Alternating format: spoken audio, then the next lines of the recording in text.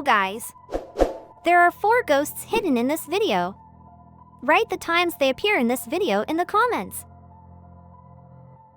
This is a story about a woman who is initially untroubled by the appearance of her daughter's imaginary friend, but then encounters inexplicable and frightening events.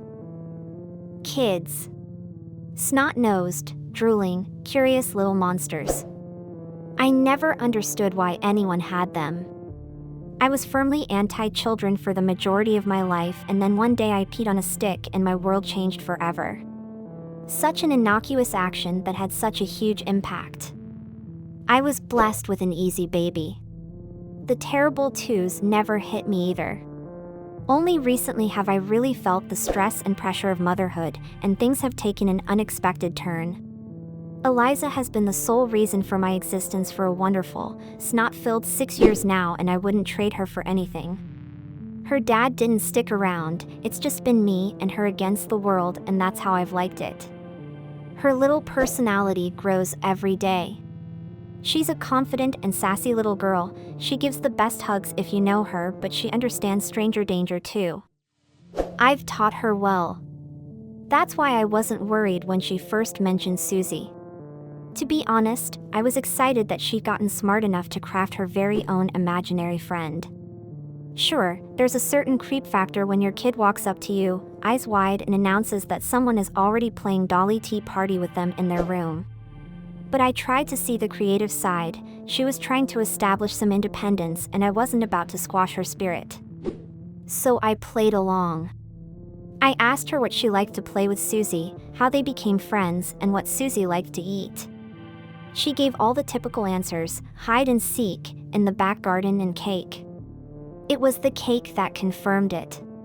What kid wouldn't want an extra piece of cake that they could blame on a made-up person? Most adults wouldn't turn that down. So I joked about where Susie might be hiding. I set an extra plate out at dinner, gaining only an embarrassed eye roll, and I baked a cake and sent Eliza to school with 2 pieces. I enjoyed the little game. When she came home, there was still a piece left in her lunchbox, untouched. I know it probably sounds like I was reading too much into it, but that piece of cake shouldn't have been there. Not even a bite or a sticky finger mark in sight. Didn't Susie want her cake, honey? Susie doesn't go to school, Mummy. That's silly. She's too big. That was the first time ever that something my daughter had said sent a chill down my spine. Too big?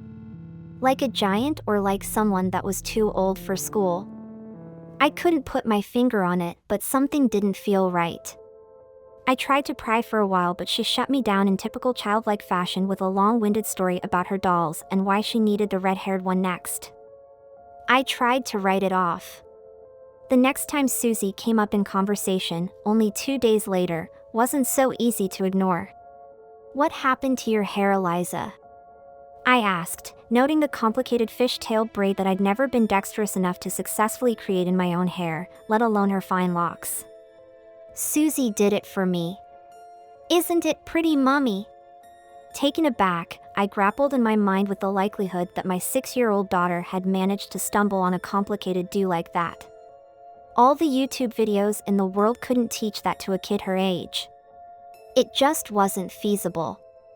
Heart pounding and fake smile plastered on my face, I skulked towards Eliza's bedroom, prepared to open a can of whoop ass on Susie.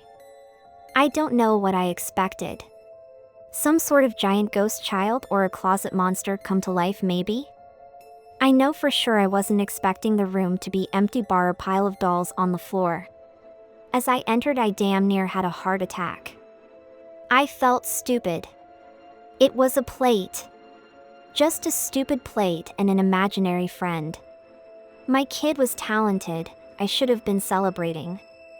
I'd spend hours on parenting sites and mums forums, and so many of them said that at some point their kid had said or done something creepy.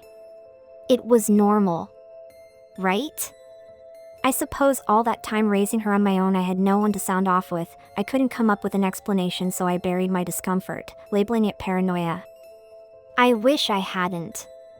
Things were quiet for a few days, and then around a week after the hair incident, Susie upped her game. Eliza woke me, screaming. I ran to her room to find her sobbing on the bed, clutching her battered, stuffed rabbit, Roger. "What's wrong, honey?" I sat on the bed and wrapped an arm around her, pulling her in close as I kissed her forehead and wiped her tears. She spoke with a broken voice, punctuated with tiny whimpers. "Susie wouldn't let me sleep. She kept saying I had to go with her. But I'm tired and I'm going to Jessica's house tomorrow for dinner." Shoot. I'd forgotten about Jessica's.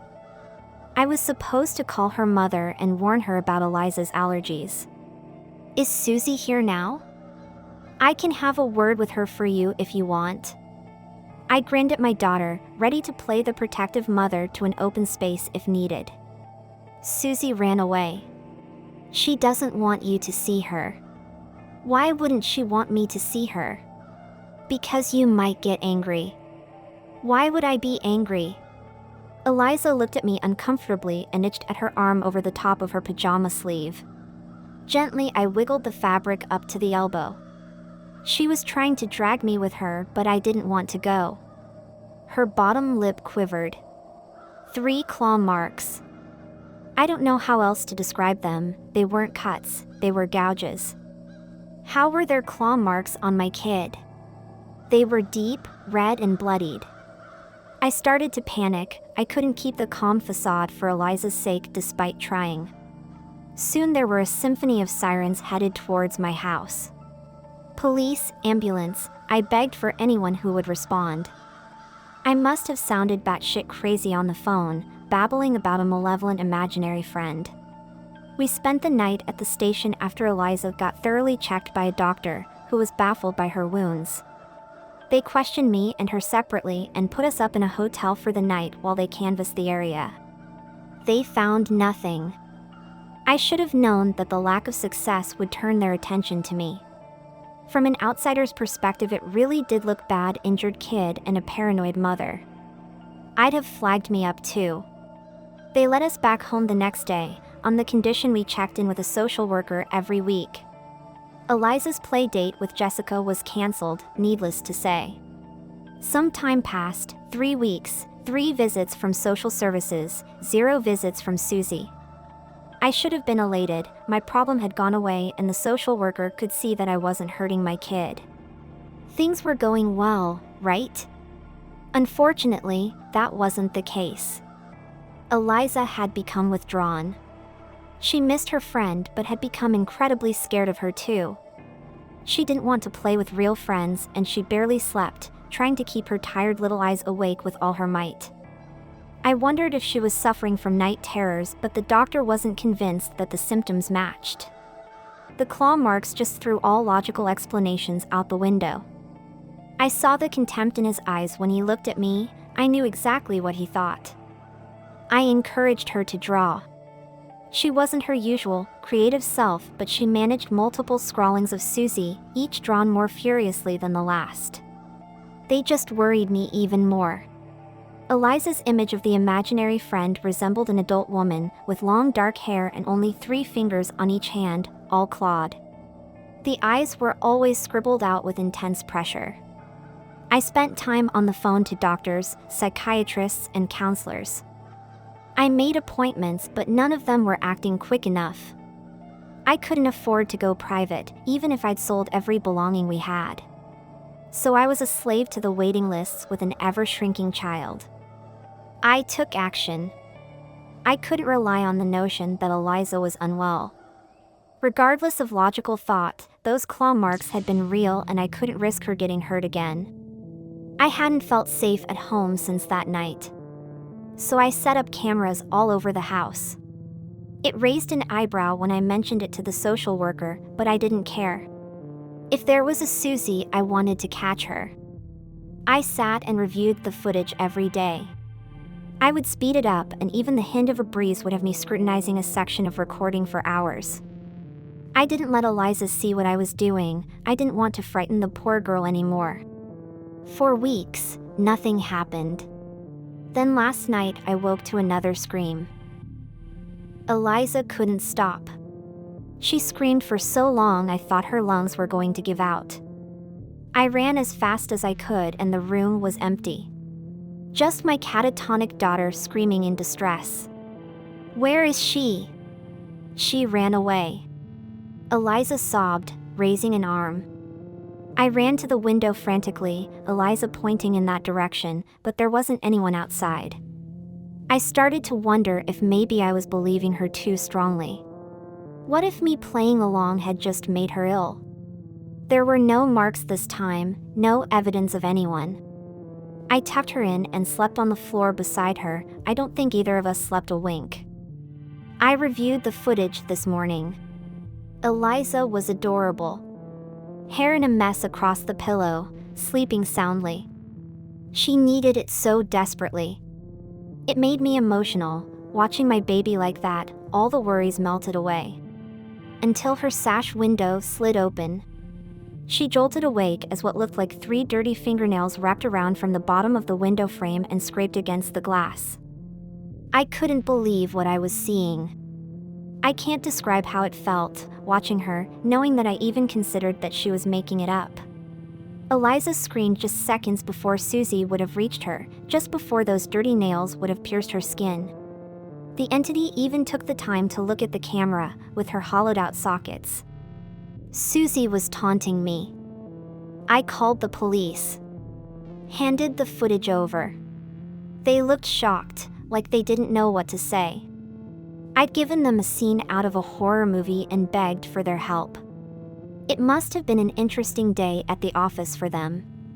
They searched my house and the area around it and put us up in the same hotel as before, this time with a police car parked outside. That's where me and Eliza are spending the night. I wish they'd done more, but realistically, what can they? Where are they even supposed to start?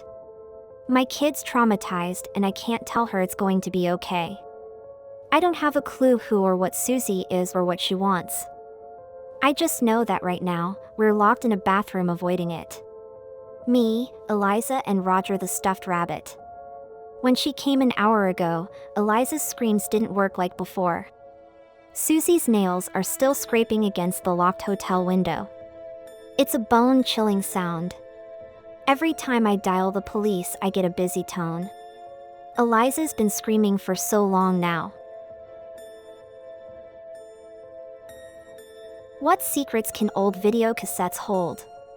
This story is about 2 brothers who discovered recordings on old video cassettes that they were never meant to know about. What will happen next? I was born right in the middle of the 90s, 2 years after my brother. All the memories of our childhood were kept on VHS tapes. Tapes that we hadn't watched in almost 2 decades because, well, who still owns a VHS player? My brother Luke would soon turn 30 and I thought it would be a neat present to digitize all our old videos.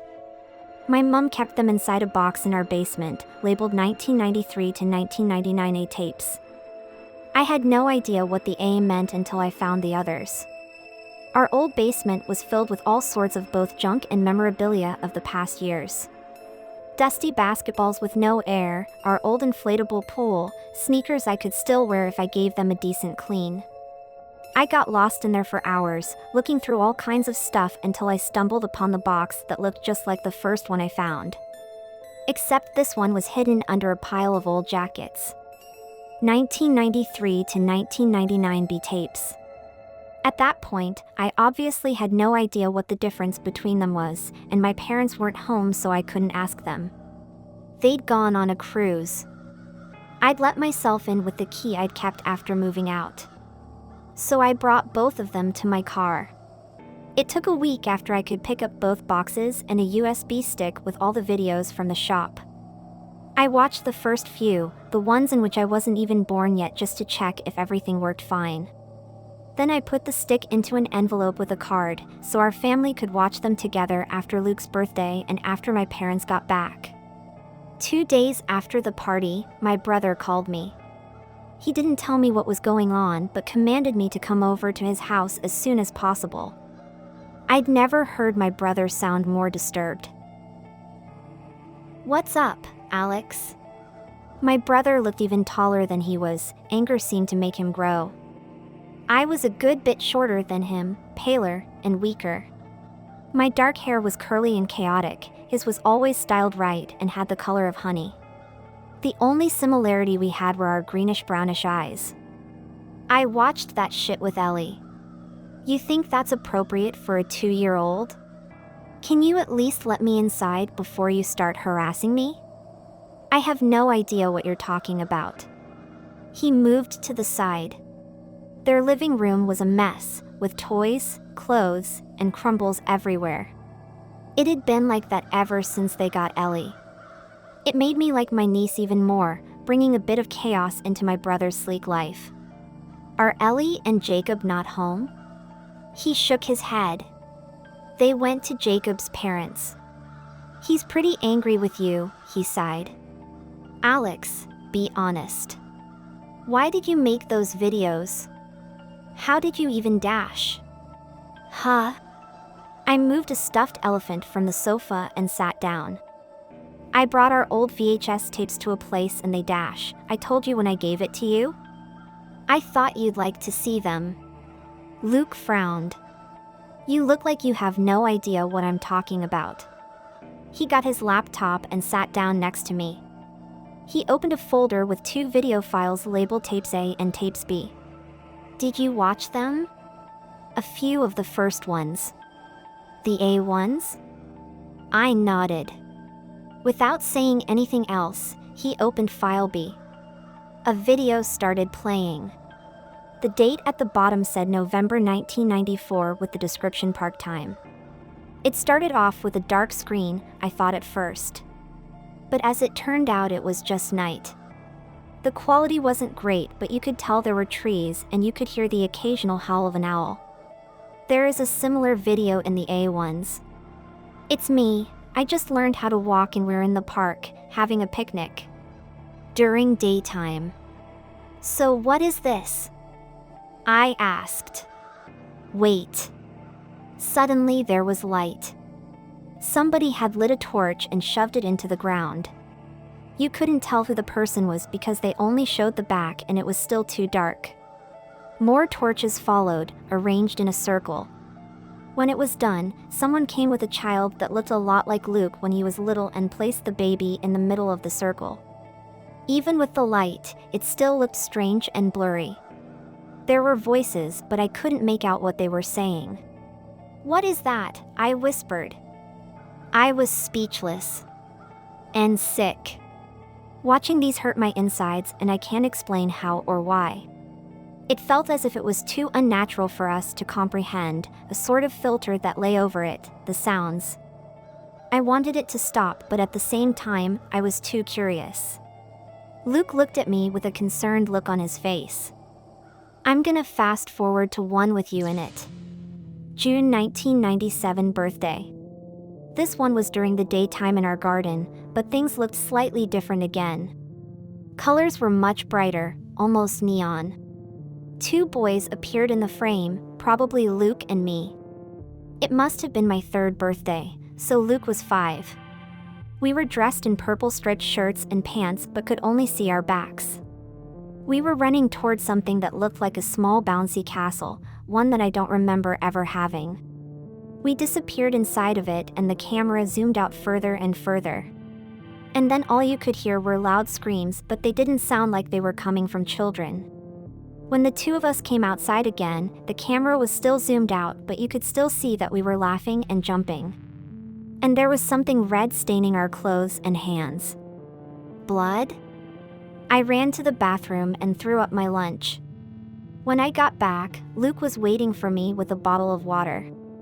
Happened to Ellie as well. Kept throwing up, but also cried a lot.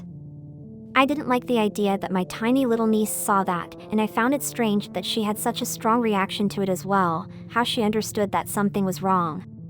Because, technically, nothing really bad happened in those tapes. They were just disturbing. Luke, I swear. I have no idea what that was. All I did was grab the boxes with tapes. Do you remember that birthday? He asked.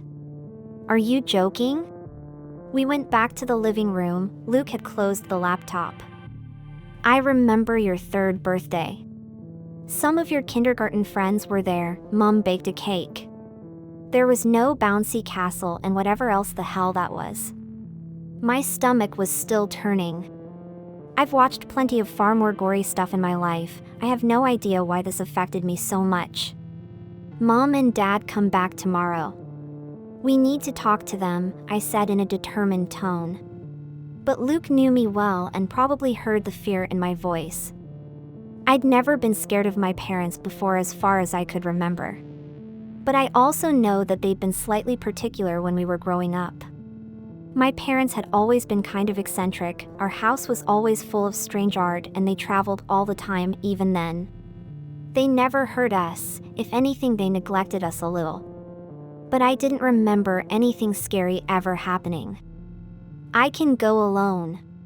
Look, Mom and Dad are a bit weird, it's probably some very strange art project of theirs. But either way, I want to know what's up with that, Luke said. No, I'll come too. Maybe they'll be angry that we found them. Alex, they kept them in the basement, in an unlocked box. They wanted us to find them, or at least they didn't mind if we did. I wasn't exactly afraid of my parents, but of all the things I couldn't remember. I stayed with Luke that night. Jacob and Ellie were still with Jacob's parents. The next day, we drove to our old childhood home. Luke and I had both stayed in our hometown after moving out. His house was a 20-minute drive from my parents. I lived a bit further away from both. When we reached the driveway, I saw my parents' car and felt a cold shiver. I wasn't sure how we should do this, what we would say. As it turns out, I didn't have to. Mom opened the door before we even rang the bell. Alex, Lukey, how sweet of you to stop by. She came closer to hug us, but Luke gently pushed her away. Where's Dad? The four of us need to talk. Before my mom could answer, he marched to the living room where my dad was reading a book. What the hell are the B tapes? My parents exchanged a glance. They didn't even try to act like they had no idea. Sit down, both of you. And calm down. It's nothing bad, my mom said. My dad sighed and put his book away, then he got up. If anything, they looked annoyed that we disturbed their day. Luke and I sat next to each other on the sofa and my parents were standing in front of us. For a moment it felt like we were little boys again, getting in trouble for breaking something. Neither of you ever got hurt. We made them for a possibility, one that you didn't even get, my father said. Can you please talk less cryptic? I chimed in. It was the first thing I'd said. Those aren't real videos of your childhood. Just remakes. For your audition tapes. They were searching for child stars. Luke didn't make the cut and then we tried with you, Alex. But neither of you was chosen, my mother took over. They? Who are they? And chosen for what, a movie? Luke asked. My parents exchanged another glance. Something like that. The filmmakers were looking for extraordinary children with specific instructions on how to show their personalities. The children that were chosen became part of this fantastic kids show. But neither of you were. Now Luke and I exchanged a look. I had all those questions. Why would you do that to children that young? Why did you never tell us about it, and why did those tapes make us sick? But the atmosphere shifted after my parents explained it to us. Mom went to the kitchen and started cooking. Dad was blabbering about their trip. They acted like what he had seen was totally normal. That was the scariest part. How normal they thought those tapes were when they could even make a 2-year-old sick. I felt like I didn't even know my own parents and I felt strangely out of place. Meanwhile, Luke looked like he would explode any second. Finally, he shot me a look and walked outside. I followed and we drove off without saying another word to my parents. At first, neither of us were speaking. I suppose, we both didn't know how to deal with the situation. After a while, Luke parked next to a McDonald's. I thought he was just getting some food, but instead, he turned to me with a serious look. "There's something you don't know. When you were sleeping last night, I watched a few more of the tapes. I mean, they made me feel terrible, but I had to know if anything, really bad happened." I swallowed and Luke took a deep breath. Then he shook his head. "There was nothing like that. The tapes are messed up, but in different ways. In ways that make you question reality." "Okay." Now he was looking straight at me. "You know how Mom said neither of us made the cut? To be cast?" I nodded. "Well, after 1996 there was a third child in the tapes. And the more I think about it, the more I'm starting to remember things. I know it sounds insane, but I'm wondering if we had another sibling that we forgot."